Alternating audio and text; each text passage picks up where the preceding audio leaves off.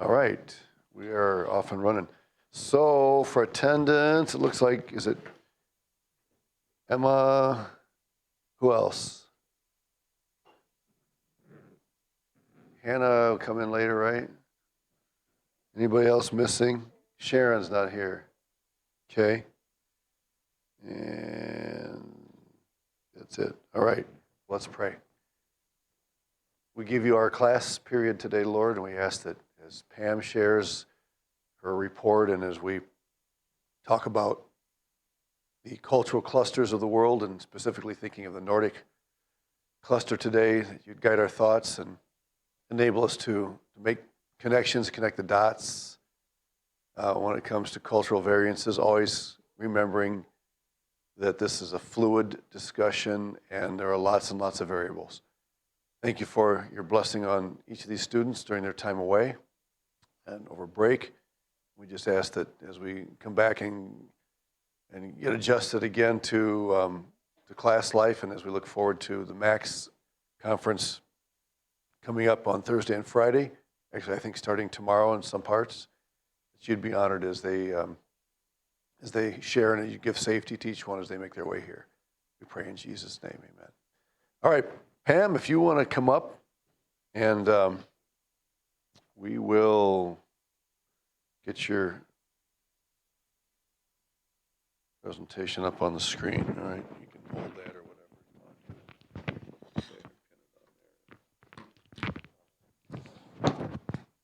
Is it okay if it's there? Yeah, that's fine. Okay. Yep. Go ahead. If you start it, let's see if it pops up over there. It should. Oh. I think it's. Okay. You're off. I think I have to. I'll do it. Okay. Oh. Okay. Beforehand, I am really sorry that I have to do a presentation. It's just that I need something to see in order to speak. It's really hard. Okay. So the article that I was reading is The Flow of the Excluded Middle by this person that I don't know how to pronounce his last name, and I'm not going to try. But yeah, at the beginning, I thought that this was going to be probably more of not really fitting into the culture kind of thing. And when I ended up reading that, it was, wow, I actually didn't expect that he was talking about this. So at the beginning of the article, he just starts saying how Jesus is presented in different cultures, but specifically in the Western world, in India, this is a place where he was. And in the Western world, Jesus is presenting Christ on the basis of rational arguments. Like, why do I have to believe in Christ? Show me a good, valid reason. What is the scientific part of this? Or things like this. But in India, presenting Christ by evidence of his power in the lives of people who were sick, possessed, and defeated. It's more like, I want to see what God can do through the life of this person. I need something visible in order to believe. So, a little story time. This is part of his article. He starts sharing this story. And at the beginning, I didn't understand where he was going with this, but at the end, you're going to understand what he meant. So there are three characters, main characters. The first one is the missionary, and this is a missionary from the West. It's himself talking about an experience that he had. The second one is this person, again, that I don't know how to pronounce his name. Yeah, probably. We'll go with that. And it's an elder in the church. He is a Christian. And the third one is the girl, and she is a Christian sick girl about to die from smallpox. And then there's technically a fourth character, and this will be all the people from India that they are not Christians. So the story is really simple. So while I was trying to find images in Google, all of them were really, really hard to see. I don't know if any of you suffer from trypophobia, the one of the bubbles and things like that. So just for someone's sake, I didn't put those images, but you can Google it if you want to. But yeah, smallpox. At the beginning, there was this smallpox that started in this island, in this culture, in this small town. And the Indian people were really concerned. What is happening here? And they started figuring that it was because one of the gods that they believed in were mad at them. And that's the reason why they were started being sick. So they figured, okay, if the God is mad at us, then we're going to make a sacrifice.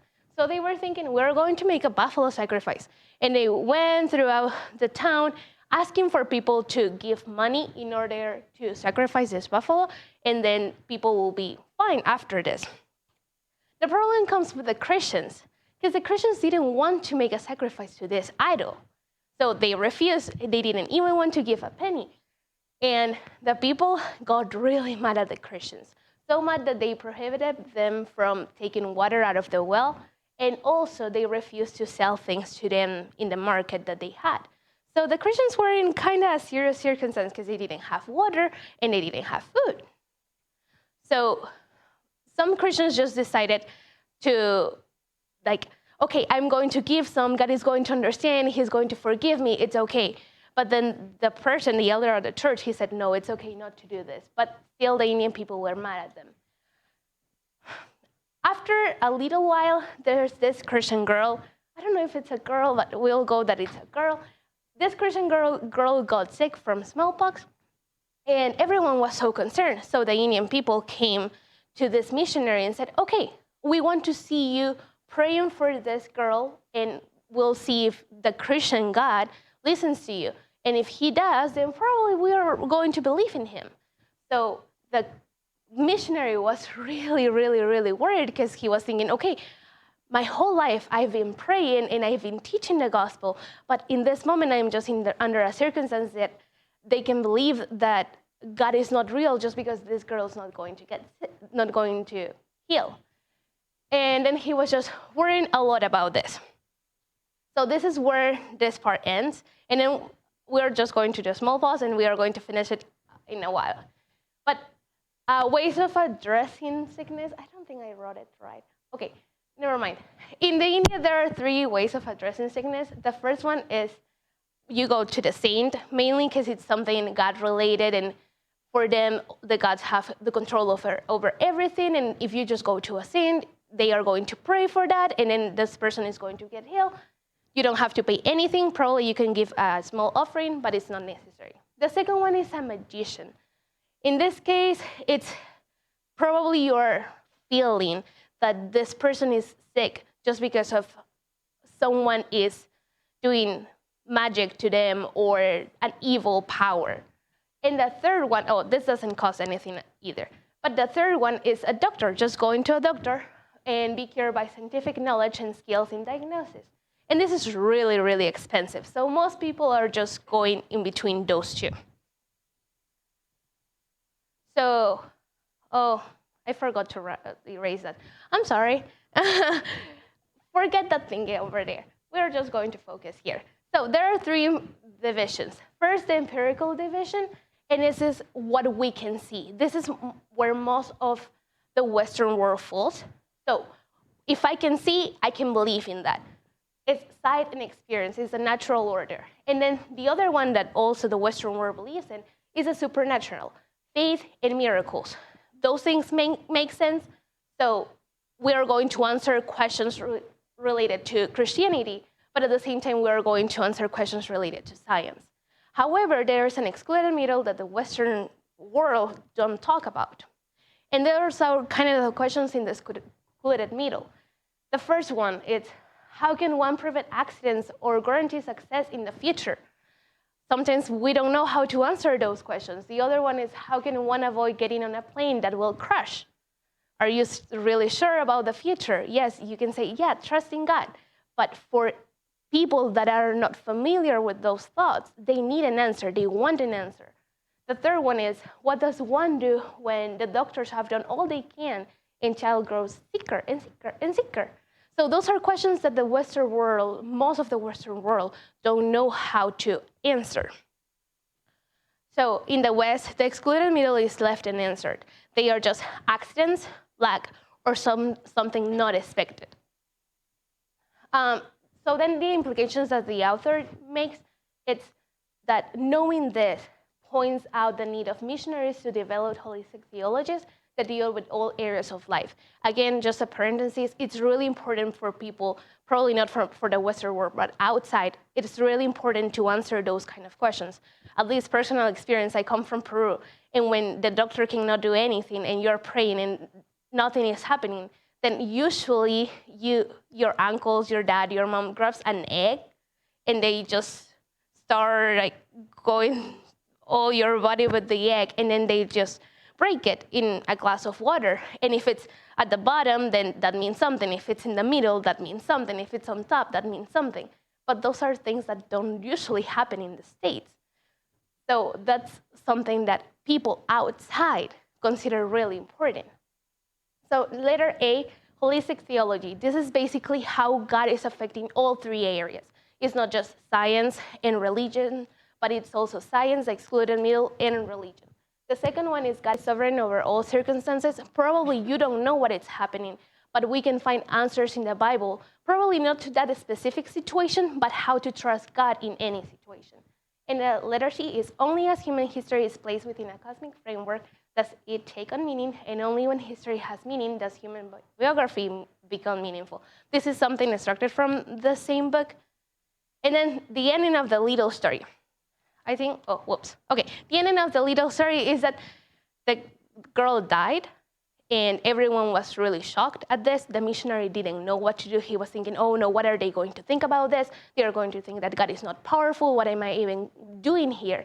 But then at the girl's funeral, someone came. It's the elder from the church that I don't know how to pronounce his name. But he came, and he was really happy and rejoicing.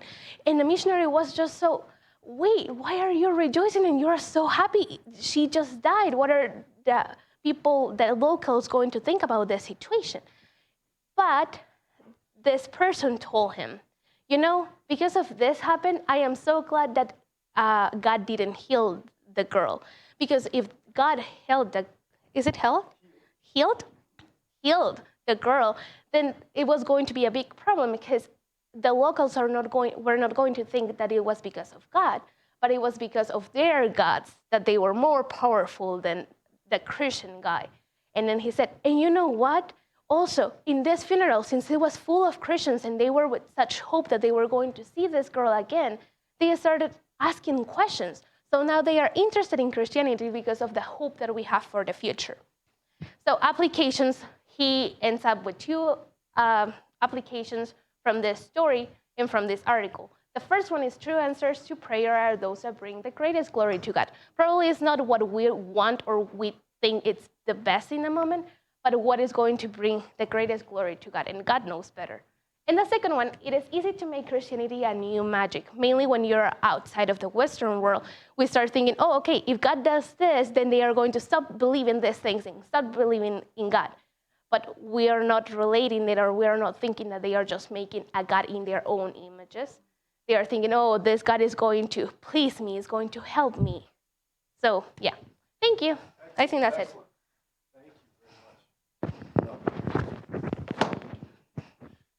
That last point, easy to make Christianity new magic. I almost wonder if the story of Simon Magus in Samaria in Acts chapter 8 may reflect that idea. He may have viewed Christianity as a superior magic, and he wanted to buy the power, that Peter was apparently selling, and he learned that that's not the case. Yeah, and of course, Liz, current issues class, right? We had this as one of our case studies. Paul Hebert is the name. Hebert. Anything written by Paul Hebert is worth reading. He's with the Lord now, but he's written several articles. Of all the articles that he has written, this one is my favorite. In fact, you online students are reading this one exclusively and analyzing it. But great lesson. So the excluded middle is the intersection of what we call the material scientific world with the spirit world. Westerners are very careful to keep those apart, and the 2/3 majority world says no, there is interaction on a daily basis. It's common for that to happen, okay? Now, let me ask you this really quick before we move on. Do you believe that God intends for the spirit world and the material world to interact?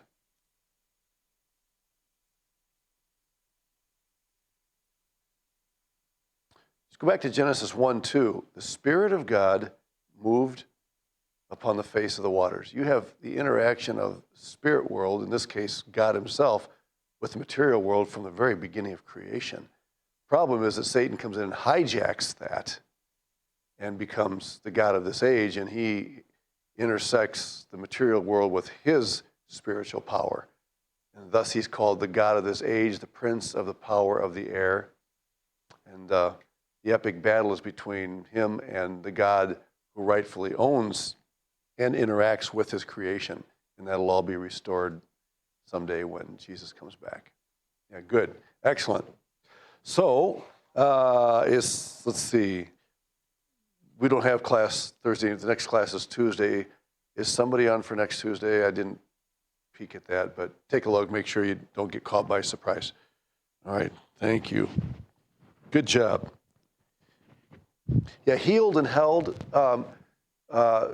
Healed is the word, for healing, and held is the past tense. Yeah, he held the baby.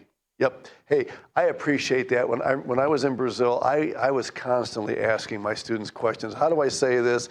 And that's how you learn. And I appreciate your willingness to do that. Very well done. Okay, well, today we are going to pick it up with Nordic European cultures. So let me just make sure that I've got my camera position as it. Yeah, that's correct. All right. So Nordic European cultures. We'll pick this up right in the notes here. You notice that I used a background that is wintry because the word Nordic comes from a word that means what? What's the root meaning of the word Nordic? What's it sound like?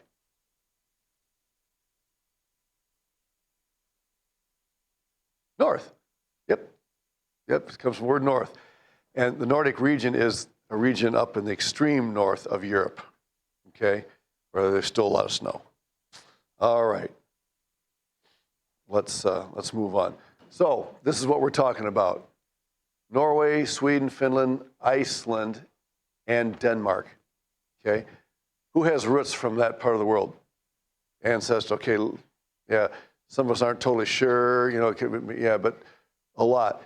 If your last name ends with S-O-N or S-E-N, you probably have roots up there, right? Huh? Oh, okay. Yeah, but with the name Williamson, it probably somewhere along the line. I know that's not total. I mean, names get changed at Ellis Island, okay? I had a friend who was missionary in Brazil. He was Jewish. I may have told you the story. His ancestors came over on a boat, and he said, okay, they're taking down their last names, and he asked him what his name was, and he said, I gotta remember his last name now. Woods. Yeah, he gave him his last name in Hebrew, and he said, it means beautiful wood. And the guy at the desk said, well, you're definitely not beautiful, Wood. And that was his name, W-O-O-D. And his family name since then has been that. So, you never know if the name you bear is the original one or not. But, okay, everybody's aware of the difference between Iceland and Greenland, right? What's the deal with Iceland and Greenland that we often get mixed up? Yeah, exactly. Yep, it was changed. Was it Napoleon Bonaparte, one of those guys, changed the names to fool the enemy, so he'd get the wrong place. Iceland is green, Greenland is icy. So, anyway, that's the region we're talking about, and you can see in relation to what's going on in the news today. Obviously, a neighbor is Russia. Here's Ukraine and some of the neighboring countries. This is the area we're talking about. All right. So the Nordic cluster is the northernmost of all the clusters there in your notes. The northernmost of all the clusters. And this region is also known as Scandinavia, right? Now, I don't know the etymology of Scandinavia, but it may be a tribal term that kind of became generalized in that part of the world. And it includes And there you have them: Norway, Sweden, Denmark, Finland, and Iceland. Anybody have been to any of those countries here? I've never been to that part of the world. Would love to visit someday. It's kind of hard to get there unless you have, to stop there on the way to someplace else is usually out of the way because of its northern position.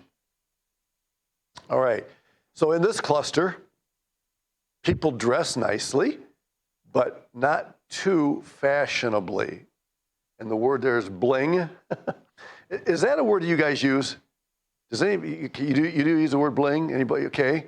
So it was a new word to me a few years ago. I thought, I don't know if because I got to be careful as an old man. I use terms that, go back from my childhood that, you guys give me this blank stare like, what does that mean? Or in a couple of cases, you give me a stare like, that doesn't mean not what it used to mean. So I have to be really careful. But I think this word is safe. All right. So what is bling? What would be another way of saying that?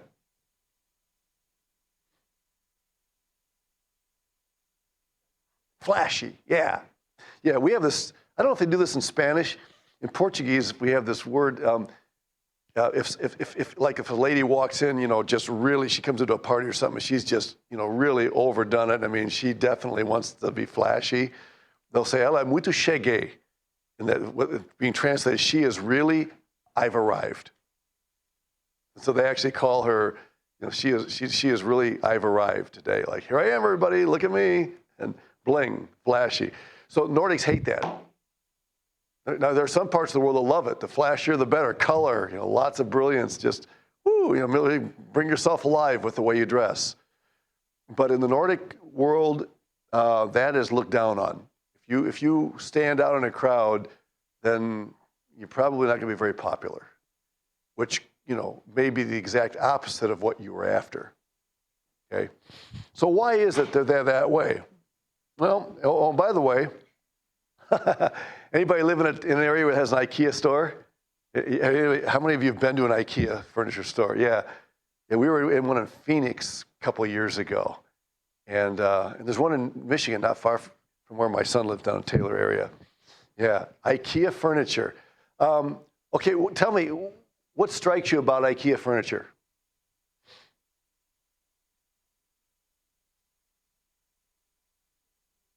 Yeah, that's a good word. It's very neutral. In what way? The colors. Yeah, you don't get a lot of bling in the color. And how else is it neutral? Yeah, very boxy almost looking. Mm-hmm.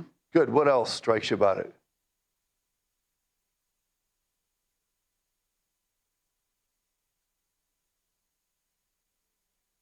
Yeah, Nordics are very practical, right? Or another word is functional. They want it to work well. The main purpose is not to show it off, but to make it work. Mm-hmm. How many of you are that way? You're the kind of people, I'm very practical. I don't care what it looks like as long as it works. Good. I'm glad to hear that for a pilot. You can have a really nice looking airplane, but if you don't know how to fly the thing. Good. Who else raised their hands? I'm very practical. Not too concerned about color and style and all that. I just want it to work. All right. So that's IKEA. IKEA is really, really cool furniture. If you've ever been to their store, those of you who've been there, it's a fun store to visit. They've done it, even though they're practical, they also make it really fun to walk through because they're also marketers, right? So very practical. What about cars? Look at, same thing. How much variety do you see in the colors of these cars? Not a whole lot. Pretty subtle. You don't see any reds, okay? And even the styles. I don't know how much you know about cars. I'm not a car guy. But I could probably look at almost any one of those and say it looks like the rest. This one's definitely an SUV. I don't know, maybe that's a small SUV too, but most of them are sedans. To me, they all look alike. And so I'm even asking myself the question, why do you make so many different styles that all look pretty much the same? In my mind, if you're going to make different styles, make them different so you can tell them apart. My wife has a Mariner, Mercury Mariner, has the same body, chassis, and body as the Ford Escape. So if you see a Ford Escape and you see a Mercury Mariner, and I'm thinking, why? You're gonna make them different? Make them different, you know. But again, the idea is you looked up, you see cars going down the street, and none of them really stand out. Okay. Now, let me ask you this: does that sound more collectivistic or individualistic to you?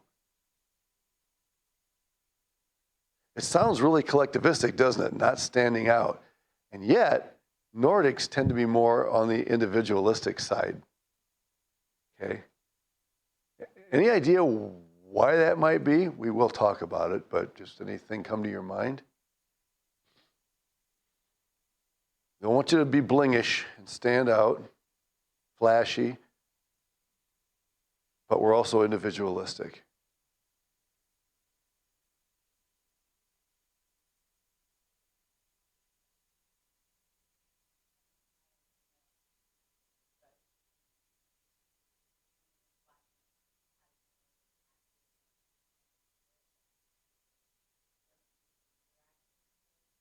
Mm-hmm.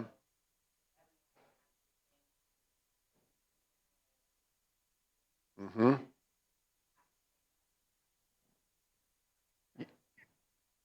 Okay, yeah. Okay, that's good. You're standing out for the right reasons, for personal reasons, not because you're in competition. They have a balance. They believe, Nordics believe that everybody has a right to be himself or herself. They're just very much so, but not at the expense of somebody else. So if you're flashy, you're not only expressing your personal self, but you're also, in a sense, doing a disservice to those around you. Does that make sense? So they want you to be able to be yourself, but not at the expense of everybody else. That's where the individualism comes in. So it's an interesting, in a lot of ways, they do have an attractive approach to life in that sense. So, pearl knit sweater. I have no idea what PURL means. Anybody, ladies, you know what is it? Huh? Yeah.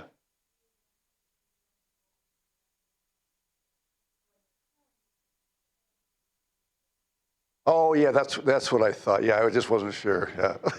I have no idea what you just said, but I'll take it.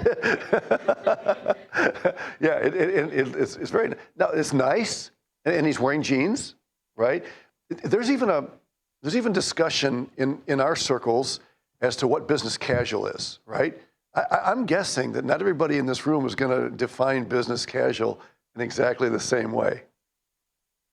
Hmm? Does it include or not include jeans? You say no? Huh? Okay.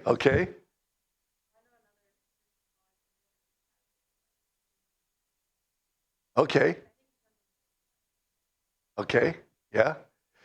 There's someone make a distinction between, like, designer jeans, nicer jeans, and, the holes in the knees and and frazzled and all that. What do you call that? That starts to look torn apart. Stress. That's a good one. Is that what you said? Stress? Distress? Okay, yeah, something like that. If you can go to the store and buy and pay, big bucks for jeans with holes in them and tears in them. I've never figured that out. I know people have gone on the internet and sold jeans that they have personally torn and cut in, and they sell them for big bucks. I don't get it, but that's okay. I respect it. But this is the idea here. This guy, he looks like he's mad. I don't know. I think he's just trying to look cool. I don't know. But the idea there is to look nice, but not flashy. Okay? I don't know what's the cactus in the background, because that cactus has no place in the Nordic world. But anyway, this is also the most formally developed cluster. They're more formally developed. Let's talk about that. There's this thing called the Nordic Council that was developed in 1971, so it's fairly recent, okay? It might not seem that recent to you, but that's only, 50 years ago, as history goes. And it was developed to represent the participating nations that we just identified: Norway, Sweden, Denmark, Finland, and Iceland, right? And so the idea was they wanted to establish a standard kind of for the people of that cluster, so that everybody would kind of be on the same page. In the 11th century, back in the 1000s, the Norsemen established the Scandinavian Empire. I don't know, have you guys studied this, the history of this part of the world? It kind of gets neglected a lot in, we study a lot about Western Europe because of the activities there. Even Eastern Europe, of course, is huge right now because of what's going on in the news. But Northern Europe often gets left out in studying history. But, 1,000 years ago, a Scandinavian empire was established. Norsemen were more popularly known as Vikings. Everybody knows that. Men of the Vik, which was actually an area between Norway and Sweden. You got a map there in your notes. I don't remember exactly what area between Norway and Sweden, if it's that whole stretch. I'm just not totally sure. I looked it up once, but that's where the word Viking comes from. We have some Minnesota Viking fans here. Anybody Viking fans? I watched a 2-hour documentary on the Minnesota Vikings with a friend of mine that really likes the Vikings. It was basically spending 2 hours lamenting the fact that they've gotten so close to winning a Super Bowl but never quite made it. It's kind of a standing joke. All right. Their primary interest was not in war, but trade. Now, that's interesting. When you think of Vikings, you think of warriors, right? Usually, when you think of somebody that's a Viking, they're fighters. But really, their intent wasn't so much in warring as it was in trade. We talk about this with relation to the British Empire.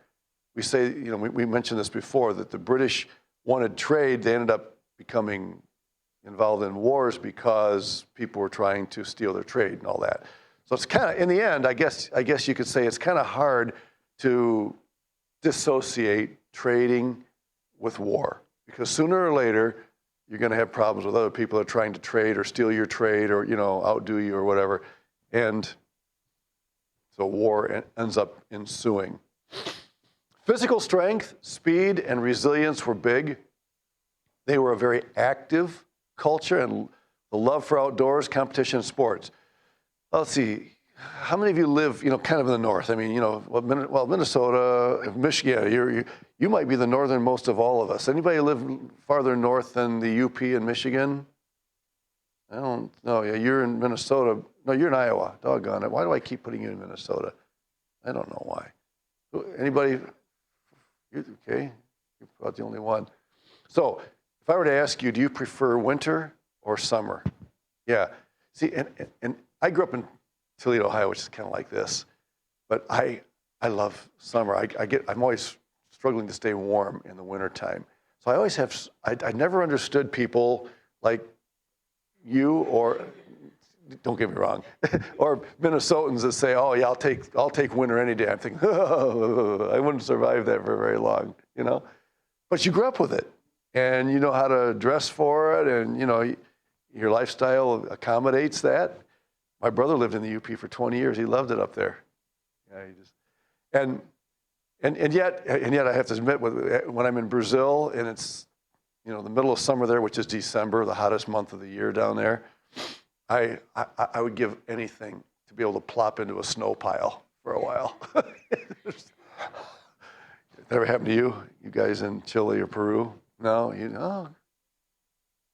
Oh, you live in paradise. By the way, do you know where Paradise, Michigan is? Because there's a Paradise, Michigan, and there's a Hell, Michigan. And I once Googled it, and the lady comes on and says, the drive from Paradise to Hell is 300 and some miles. That's what she said. But it's in the UP up there, right? Yeah. Oh, okay. It didn't take you long to point that out, did it? Down where the trolls are, huh? Yeah.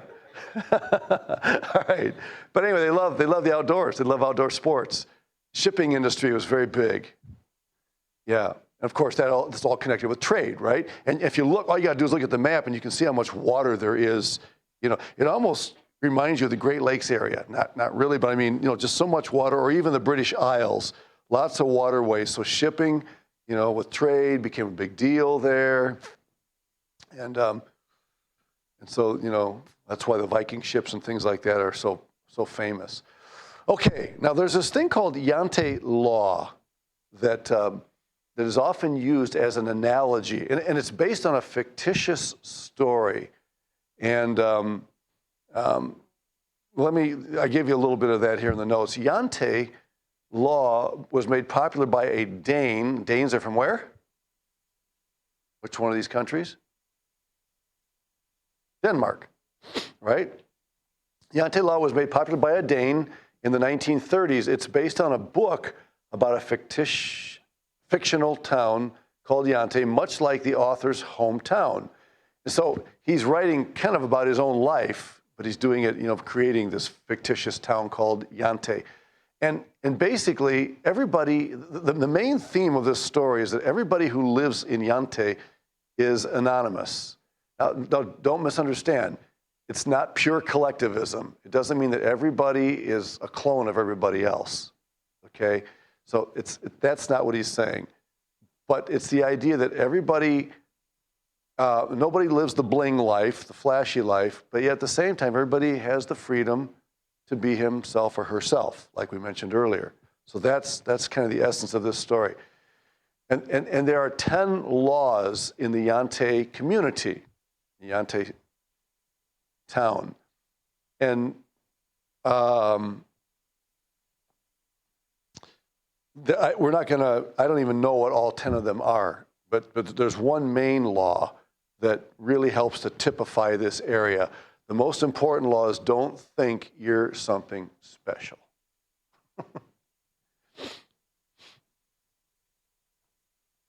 Now, is it okay in Yante to be the best athlete in a given sport? Yes, it's okay. But what they would despise is you flaunting that. That's the idea. In other words, they're not against excelling. They're not saying don't try to be the best you can be. But if you flaunt that, you want everybody to know that, you want to show off, now you're in trouble. So you can be really good at what you're doing, but you're not there to advertise it. Does that make sense? Which really, if you think about it, is a pretty biblical way of looking at things. God wants us to be the best that we can be at what he's given us to do, how he's gifted us, but yet not in the sense that we flaunt it. We want everybody to notice it and applaud us for it. Okay? That's the idea here. Don't think you're something special. Modesty, equality, humility, skepticism are all important in Yante law. Now, all those look good except for which one kind of looks weird on there? Which one doesn't seem to fit? Why? Why would they add skepticism? First of all, let's make sure we understand our term. What does skepticism mean?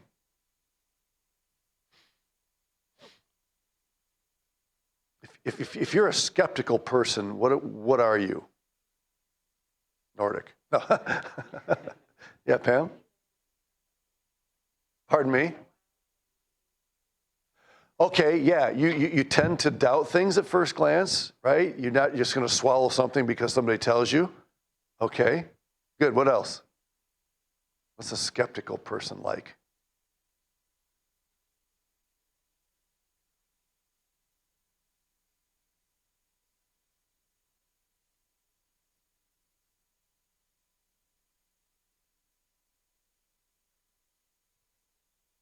Well, a related idea is a hesitancy to trust. It's tied into what Pam said, right? You don't trust easily. So why is that? What causes a person to be skeptical? There's more than one answer to this. Think of something that would cause somebody to be skeptical.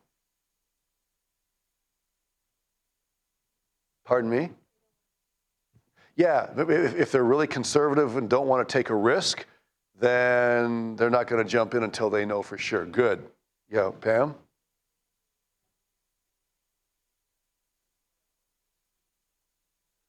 Okay, yeah, if there's something that's well ingrained in their person, then something else comes along that looks good, looks right, but it's so different from everything they've ever been. Yeah, so tradition or habit can make it difficult. Be skeptical, yeah. What else? Yeah.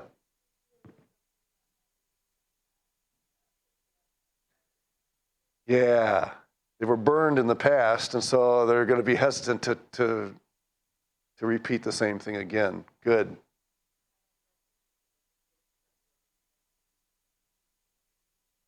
Yeah, yeah, yep. It's really, really hard once that happens, which is one of the reasons why it's so difficult for somebody that used to be a Christian that left to ever come back to Christianity again. Not that it can't happen, but it's really challenging. Anybody else want to add to that? Yeah.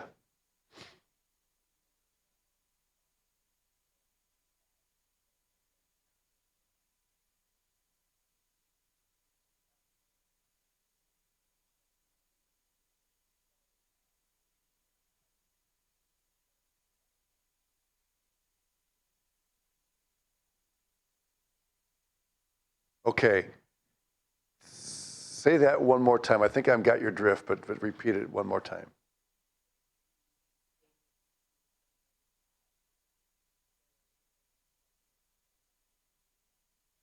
Oh, okay. More of a okay. That's what the idea of a philosophic statement is. Kind of a philosophy that you don't believe something immediately. Maybe I'm not getting your drift. Okay, just kind of a presupposition that I don't walk into something unless I've got plenty of evidence that this is good, or something like that. Anyway, whatever you said sounds good. All right.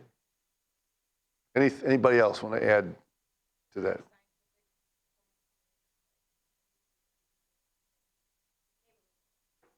Okay. Yep. Yeah. All right. And Jesus actually encountered that. I mean, he did all these miracles, and then the Pharisees said, "Give us a sign." I said, "What?" All right, good. So skepticism. All right. You pursue your individual interests while making sure everyone else has that same opportunity. There you go. That's the idea. You can be an individual, but you also consider the group. And again, that's a biblical concept. God does not want cookie cutter Christians, but he does want Christians that will be unified as members of the body. So you have both of them in the Nordic equation. Yeah.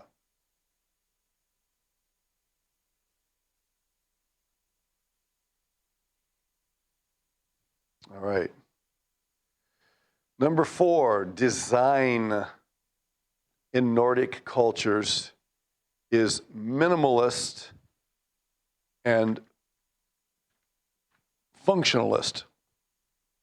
This is a reflection of Jante Law. And then we showed those pictures of the IKEA furniture, Volvo cars, H&M clothing. What does the word minimalist mean?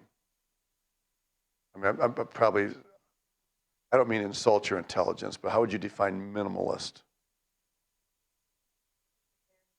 Okay, that's one way, the bare necessities, right? Which reflects that idea of practical. Anybody else? Minimal.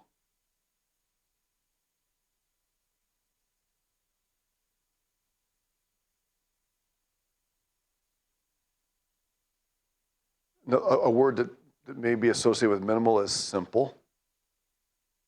Also economic. It oftentimes has money issues connected with it. Yeah. All right. Music world, minimalist music. Have you guys studied that in music? You doing music theory or I don't know? Oh, okay. Okay.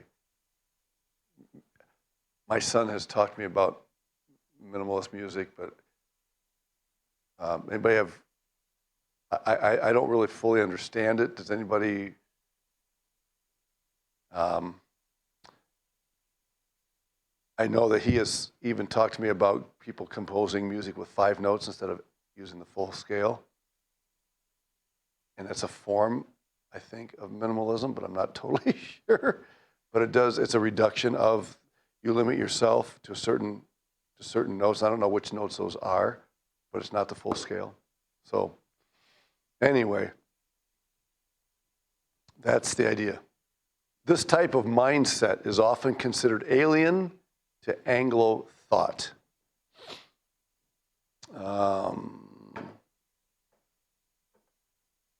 Let me just pull something up here. Let me see just a second.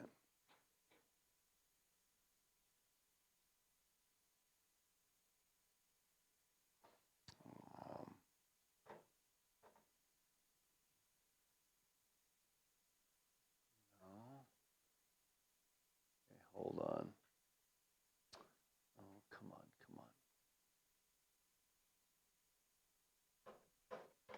No.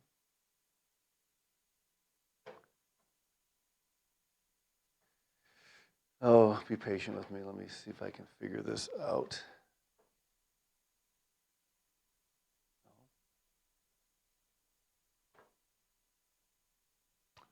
Oh. Pardon? Yeah, I'm trying to pull this up. Pardon me? Yeah. Well, if you're not using, all right, yeah, I'm going to try and cut and paste it.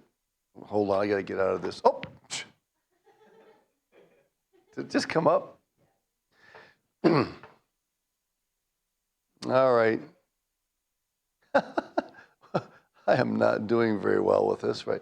Okay, wait a minute. All right, I think we're done with that, Pam, right? So we can close that. All right, it's trying to bring up Microsoft Edge. Now I just lost my PowerPoint. All right, let me try this. My apologies.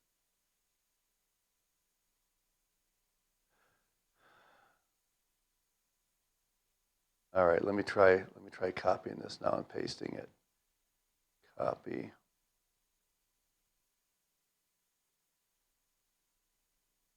And paste. Okay, here we go. The happiness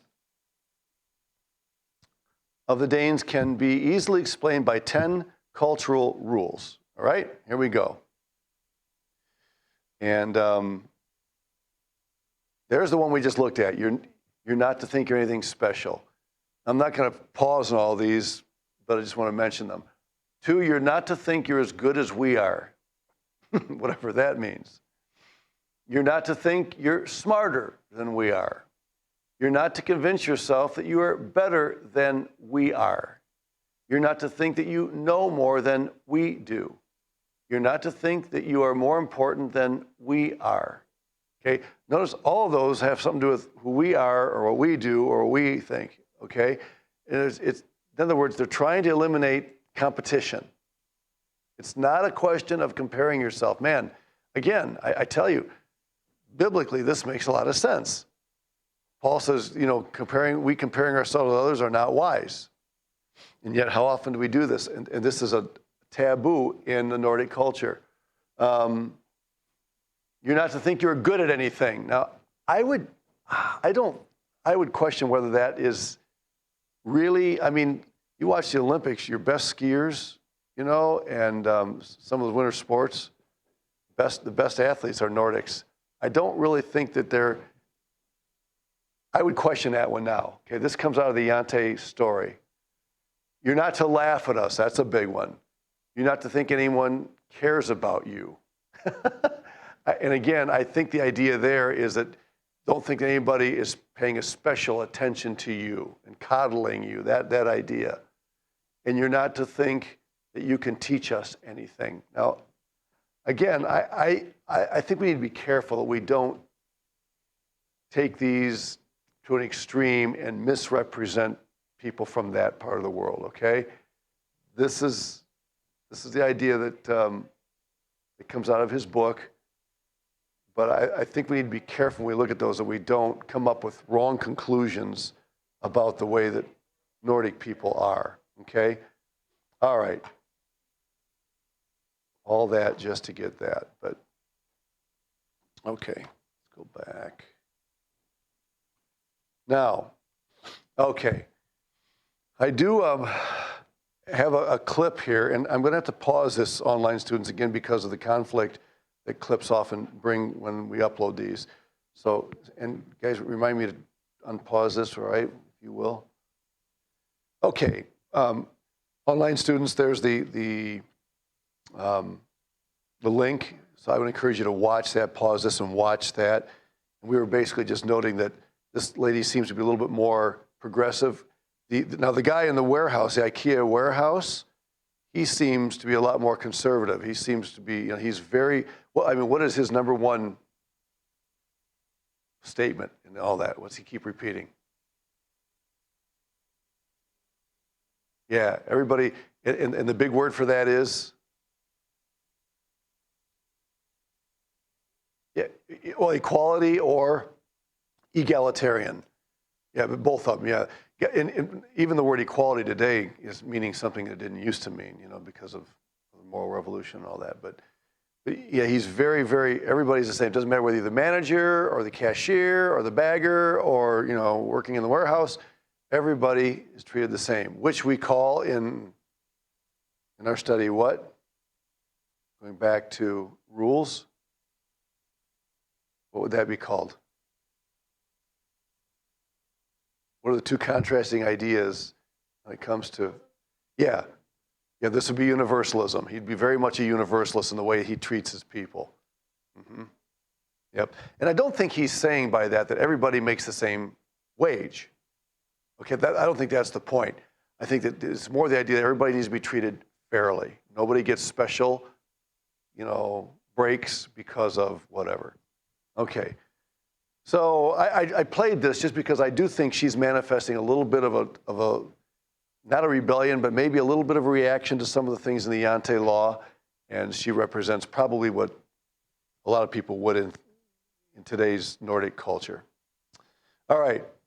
Nordic countries are always at the top of international rankings regarding openness, trust, equality, environment, and happiness. You would expect them to be environmentalists because they love the outdoors, they love outdoor sports.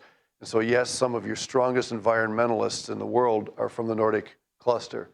Instead of emphasizing the distinctive features of each country, our aim is to promote what we have in common, our Nordic perspective, our values, and a culture that has grown out of a common history. Again, you read this, you think, man, collectivism, and yet, remember, it's not totally that. You can do that and still maintain your individuality.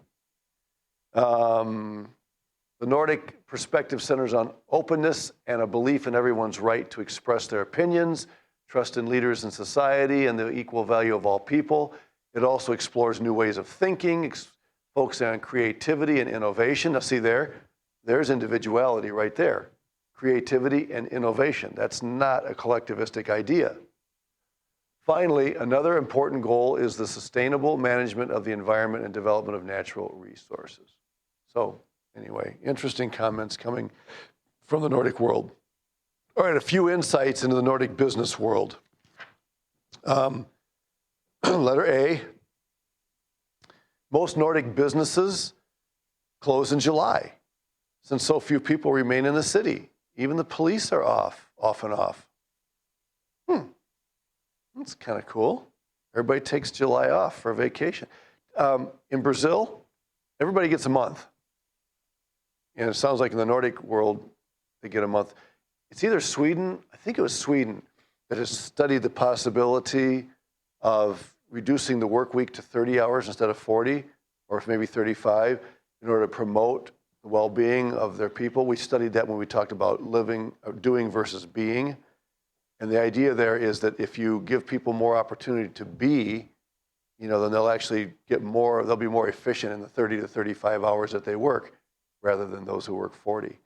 That sounds kind of cool.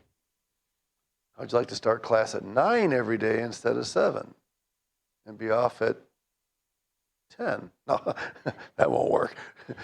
In Sweden, everyone gets 5 weeks of vacation. Oh, okay, there you go. It's 5 weeks in Sweden and a lot of vacation.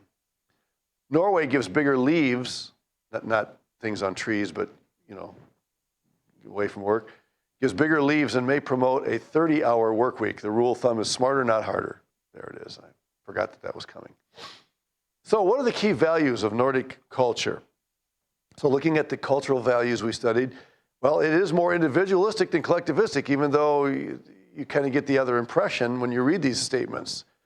Not being someone special ensures that each one gets a chance to pursue his own individual interests. So I would say this. The reason that in a truly collectivistic culture, the reason that nobody should stand out is, what's the top of the pyramid in a collectivistic culture? Social harmony, exactly. So nobody should stand out because we want social harmony. That's not really what we're saying in a Nordic culture. We're saying nobody should stand out because, why?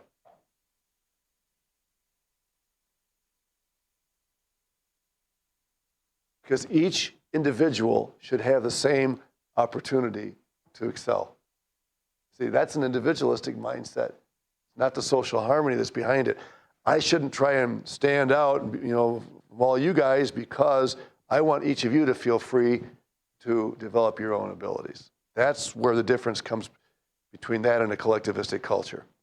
There is low power distance in the Nordic culture, a somewhat egalitarian ethos. And we would expect that. Bling, would reflect more of the high power distance. I'm here, I want you to know I'm in charge. See, that won't go over well there.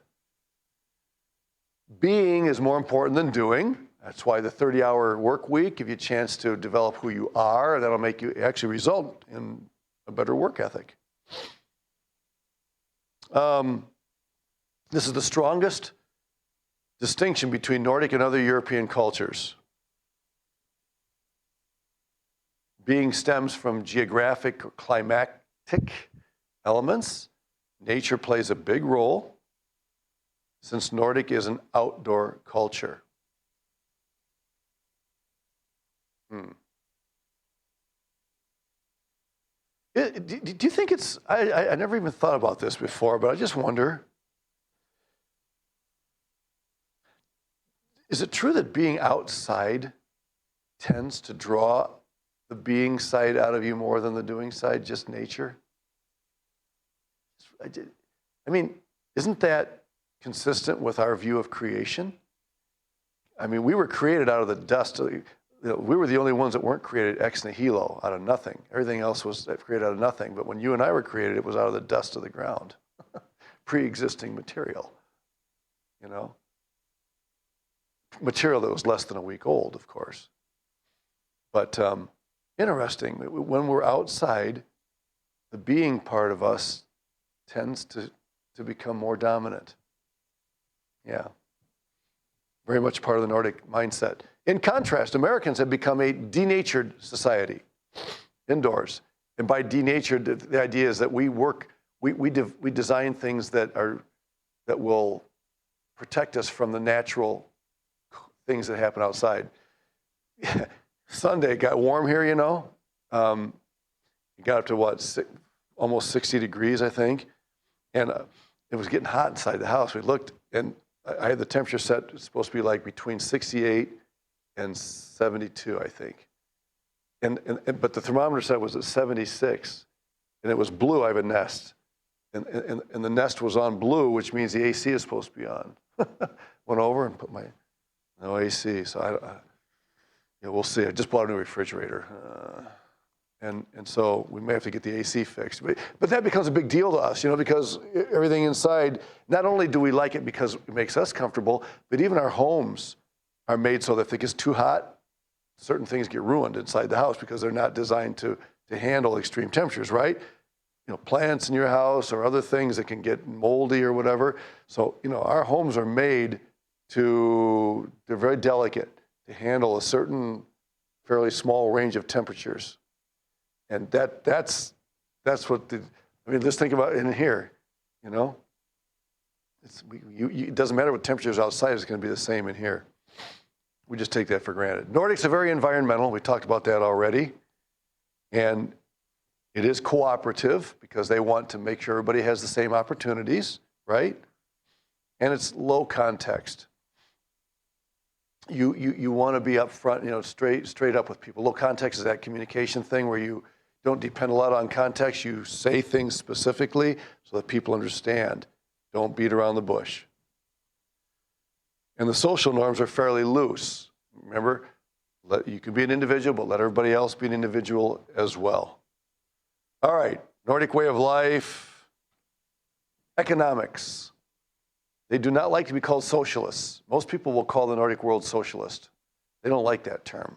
In spite of high taxes and big welfare, public sectors are large, strong unions, there is prosperity, low wage disparity, low unemployment, and happiness. In fact, you could define happiness however you want, but in the world of cultural research, the Nordic cluster is considered that one of the happiest clusters anywhere.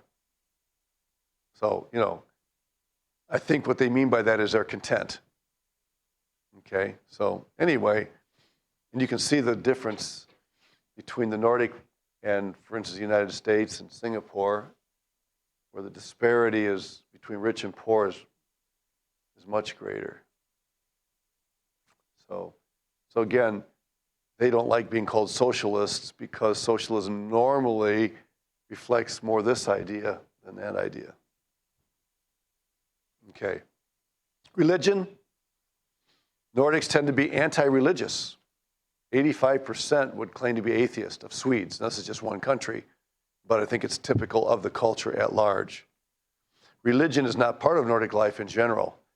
So how can you be an outdoors person, enjoy creation, and not be drawn to that? Well, it happens. All right, some do's and don'ts, and we'll be done. Do be punctual for meetings. They expect you to be punctual, so their view of time is pretty Western. They do dress neatly, but limit the bling. Speaking of bling, we got Spirit Week next week, right? There'll be a lot of bling around here. Do be precise and clear with communication. That's that low context idea. Be specific. D, do focus more on personal pursuits than on your job in conversations.